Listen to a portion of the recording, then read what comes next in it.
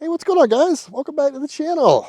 It is my favorite day, travel day. So we are packed up. We are about to hit the road, about to fire that baby up.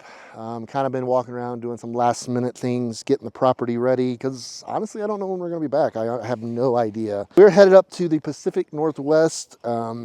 More sooner than that, we were headed toward Denver. I'll talk about that a little bit once I get in the cockpit. Yeah, guys, thanks for being here. Oh, and one little thing. If you don't mind, could you take a minute? I'll pause. If you guys could go and subscribe to this new channel. I really want to get over 1,000 subscribers from this video. That helps us get monetized. So if you don't mind doing that, or you watch our videos regularly, please just take a moment. Go down there, hit the subscribe button. It means a lot. Anyways, let's get this baby fired up.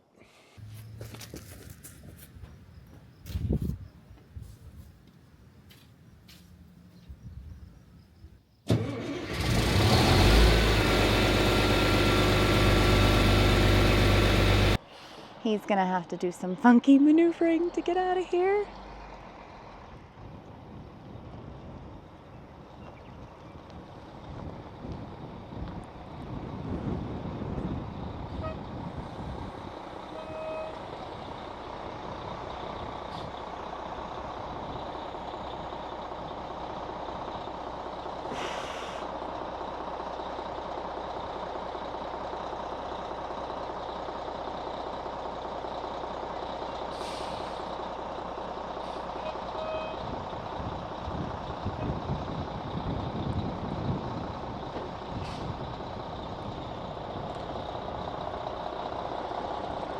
Look at him go. That bus driver, Kyle.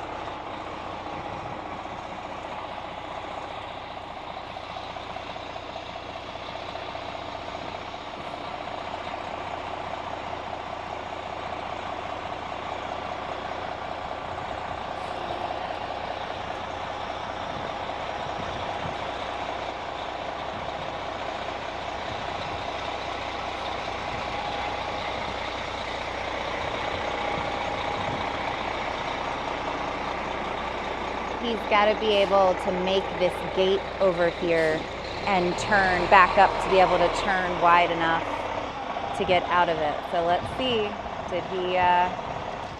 Did he do it? Oh, we got branches on the bus, but those are small branches.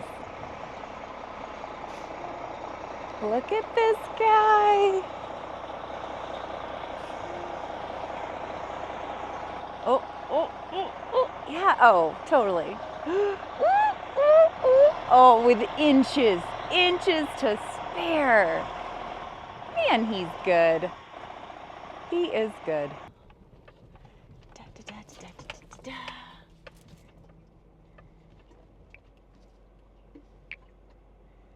I sure am gonna miss those mountains till we get back. Keep an eye on the place, Blue Betty.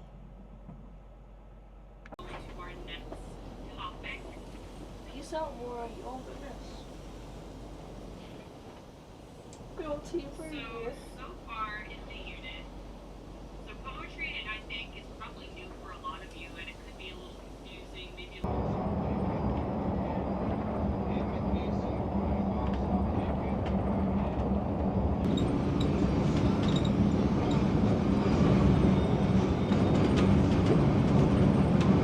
Well, we are as out on that long, lonesome road as Jacob says, but yeah, we're headed toward Wagon Mound, going to jump on I-25 north. The plan is to go to Denver tonight. We're going to stay somewhere in the Denver area. I do have an appointment in the morning at a truck shop in Denver, Commerce City. Marini Diesel, they came highly recommended. So we're going to stop there, see if we can figure out what's going on with this brake retarder. We're going to be crossing the Rockies, and once you get up into Oregon, Washington, it's plenty hilly. So I want to have a little bit of assurance that we're going to have some decent braking power, but beautiful day here in northern New Mexico. Windy as usual, but not too bad. This is a one of the most barren roads I've ever driven on. Like, I've passed one car since I've been on this road for the last 40 minutes. So, road definitely could use a little work, but not too bad. Literally nothing out here. Head toward I-25. Probably looking about 4.5, 5 more hours to get to Denver. Probably hit it right about rush hour, but you know, it is what it is. May as well break the trip in right. I made a quick stop off here, just off I-25, just shy of Raton. Grab myself a bite to eat real quick. Jen wanted to stop, take a little break. The bus is running pretty good. Not too bad. We're about to hit Raton Pass, so that'll be fun. You know, kind of test her out. I did. Let me show you what I'm talking about with the retarder.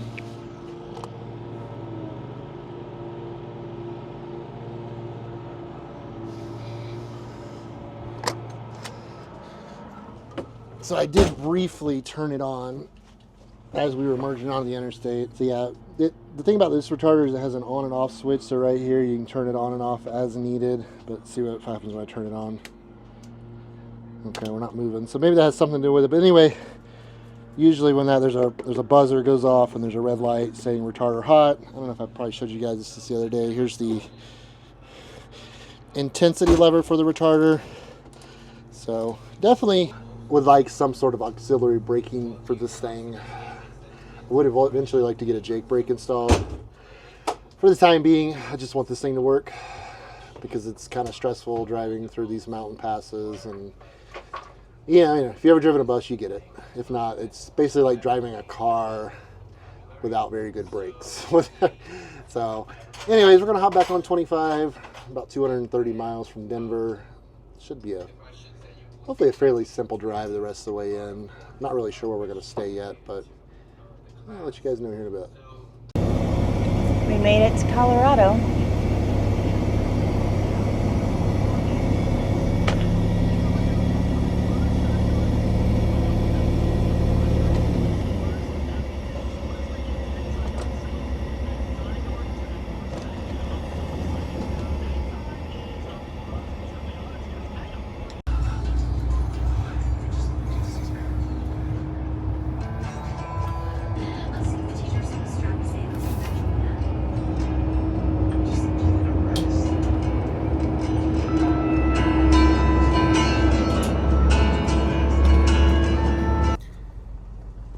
All right, guys, we stopped here in Monument, Colorado, just outside of Colorado Springs.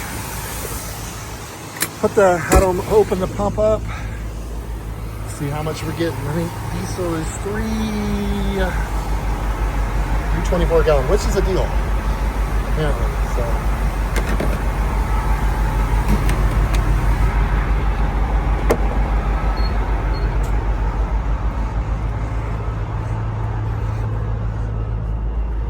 Yeah, on this bus I fill up on the passenger side, which Blue Betty I always filled up on the driver's side. We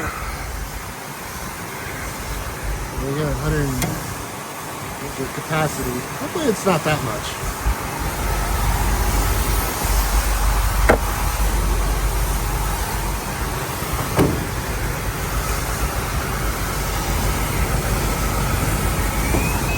We're trucking along pretty good. It's been a pretty decent day. Traffic pretty much non-existent until about the last hour. Once you get right outside of Colorado Springs, you pretty much expect traffic to be horrible all the way up through like Fort Collins, up 25. So I know I'm trying to figure out where to look. My camera's over here and I'm looking over here. But anyways, yeah, we're gonna fill up. Gotta try to find a place to stay tonight. Colorado's tough for staying, especially boondocking. Most of your Walmarts don't allow overnight camping. So I don't really know where we're gonna stay, because I do want to get as close as I can to the repair shop for tomorrow morning to see, you know, that way because we got to be there first thing. I don't know yet. Let's have to see. Once I get done filling up here, yeah, this one doesn't tell you gallons, but I'll let you know what we got. All right, guys. Oh wow, look at the Colorado view right there. It is a beautiful drive, nonetheless. All right, let's see how thirsty she was. Be a surprise to me too. Whoop, whoop. Ooh, baby. Yeah, Eagle didn't ever hold that much. Yeah, guys, make sure you watch these videos. I gotta, man, oh man, that's a lot of diesel. Yikes.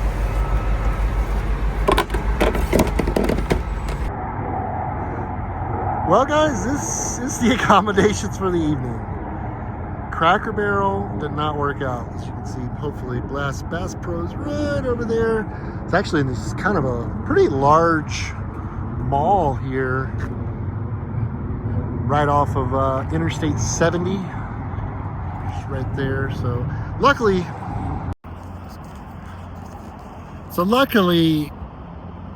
we're only at like 5 miles from the shop for tomorrow morning. So that was, we were gonna do Cracker Barrel, which is right across the highway. So weird, it's like a brand new Cracker Barrel. There was no parking. Like I had to unhook the Jeep just to turn the bus around. I don't know, maybe Jen will put a clip in here, but super stressful. So I pull out and try to find a place to park at Cracker Barrel, and there's nothing. So I drive across the freeway because I knew Bass Pro was here, and we came over here. Jen had to wait out a while because there's something about Jeeps, at least the newer Grand Cherokees, that when you flat tow them, something happens to the steering, and after a while it frees up, but it gets super tight. I read a little bit on it, and apparently there's a little bypass you can do. I haven't done it yet though. And watching the puppies. Oh, the puppies. Did you get the puppies? Did you get the puppies? Oh, they get the puppies. So she had to kind of hang out over there at Cracker Barrel, eat dinner over there. Me and the kids went over there. There's a little chicken shack place and had some dinner. And then Jen met back up with us. We ran into Bass Pro very briefly, and that kind of catches you up. But yeah, she's looking good over here tonight. Look at her. Look at her all perched up here. So when you get here, you have to call security. I've never had to do this before. You call security, and they come over, and you have to fill out a little waiver, because you are allowed to stay one night, but you have to fill out a waiver. It was no big deal. So we ended up doing that, and yeah, it's our accommodations for the evening. Yeah, guys, yeah, that's what I got for you today, and pick you guys up in the morning. Have a good night.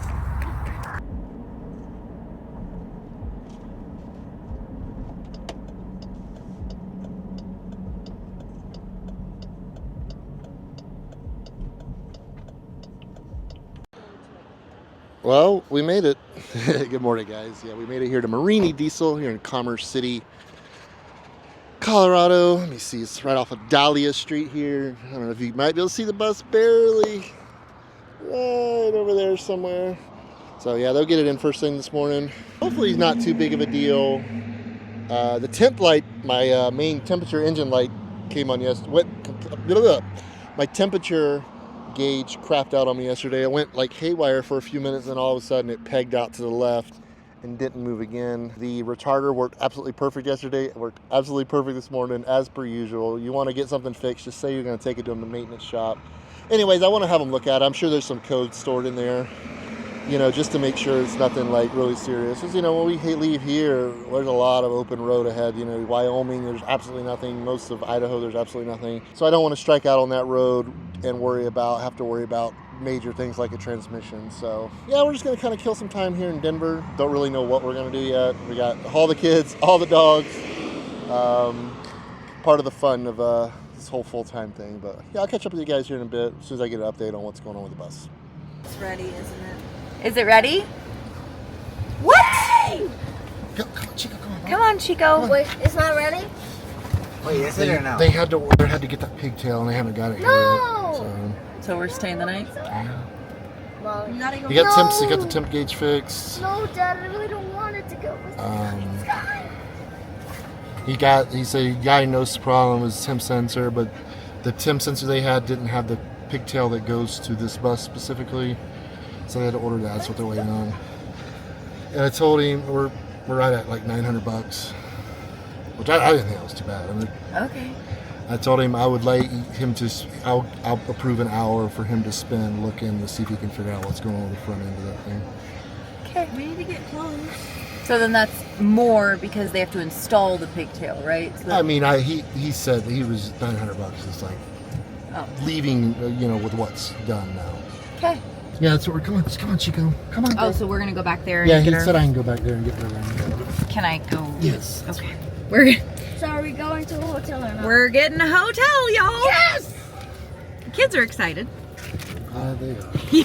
As soon as we get to Seattle, Kyle's gonna be driving Uber. 7 days a week. Oh Why were boy. you smiling when you left? I mean, they're nice people. I they just work here. I mean, that's what it costs. He said their average ticket anymore is around $5,000. Average what? Upwards around 40, up to around 40. Average what? Ticket for repair. It costs money to keep these things on the road. But it's like any bill or thing that would come up that we had in a regular house. Oh, for sure. You know. People call an AC now. That's thousands of dollars. Gosh, your water heater's broken. This has got to be fixed. Like, It yeah. just costs a fortune. There's Daisy. Well, guys, it's been a couple days. Let me catch you up real quick. But yeah, we dropped it off. Just kind of a quick rundown of it. We dropped it off, and I knew it would be most of the day, so it ended up taking, they had to, well, anyway, let me tell you why I wanted it for. So my temp gauge died out on the way up there. I wanted them to look at my retarder, and what else did I want them to do? Yeah, that was it. So we got it in there. They plug it in the machine, the Allison machine. Come to find out, it is a temp sensor for the retarder, so they order one. It can't be there till the next day, so we stay the night in a hotel. It gets there the next day, they plug it in, and it's the wrong one. So I ended up having to get another one.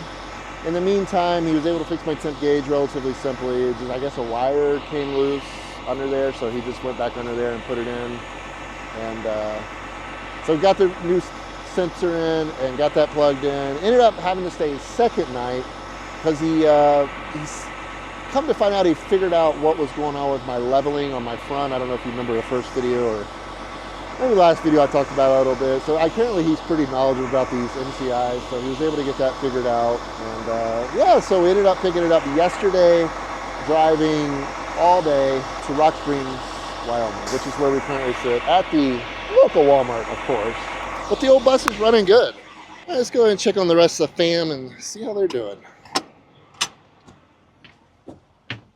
This is the second time I'm filming this because I absolutely completely forgot to press record. So how is the road treating you this week? lovely, actually. It's been quite nice. And yeah, I had my treatments last week in Denver, and they really worked for my PTSD. I felt a lot better. There have obviously been moments of panic, but yeah, doing pretty good. Kids are doing good.